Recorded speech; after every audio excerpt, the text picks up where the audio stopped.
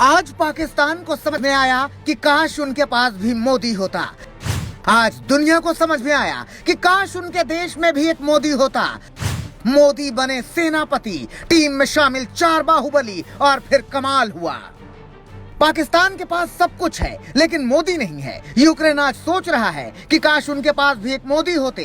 दुनिया के कई देश मोदी की तलाश में हैं, लेकिन संयोग है कि मोदी भारत के पास है और मोदी का विकल्प हिंदुस्तान ही नहीं पूरी दुनिया में नहीं है। यूक्रेन में जब हालात खराब हुए तो सबकी जुबान पर एक नाम मोदी ही क्यों आया?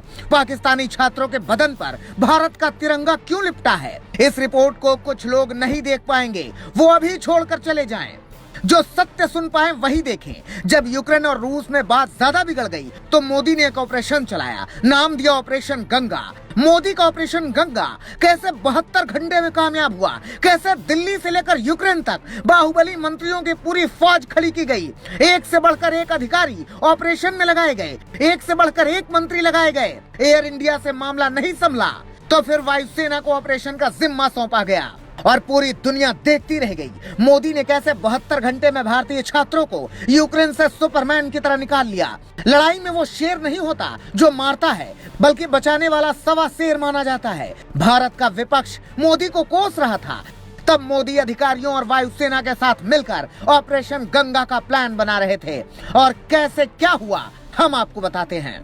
यूक्रेन में सिर्फ वो बच सकता है जिसका रिश्ता भारत से हो या पास में भारत का झंडा हो। रूस के सैनिक तिरंगा देखते ही मोदी मोदी कहने लगते हैं और फिर वो मदद भी करते हैं। पाकिस्तान अपने फंसे हुए छात्रों की मदद नहीं कर पा रहा। इसके कई वीडियो वायरल हैं। पाकिस्तान के छात्रों को समझ में आया कि उन्हें भी मोदी और भारत का तिरंगा ही बचाएगा। पाकिस्तान को एक बार फिर समझ में आया कि भारत क्या है, पीएम मोदी की ताकत कितनी है।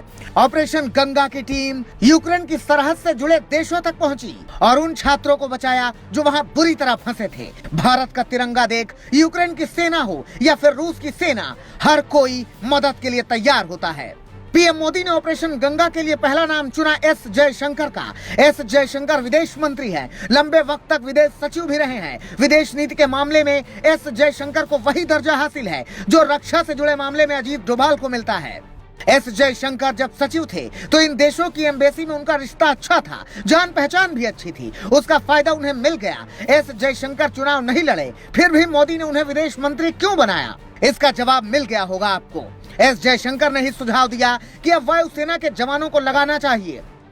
पीएम मोदी ने फिर एक ऐसे नेता को काम दिया जिसके कांग्रेस में कोई इज्जत नहीं थी। मोदी के सबसे खास और भरोसेमंद हनुमान ज्योतिरादित्य सिंधिया को ऑपरेशन गंगा में बड़ी जिम्मेदारी दी गई। पीएम मोदी आजकल अपने बड़े मिशन में ज्योतिरादित्य सिंधिया को शामिल करते हैं। ज्योतिरादित्य सिंधिया ने रोमानिया में मोर्चा संभाला तो मंत्री हरदीप सिंह पुरी हंगरी पहुंचे। किरण रिजिजू को मोदी ने स्लोवाकिया भेजा तो जनरल वीके सिंह को पोलैंड भेजा गया।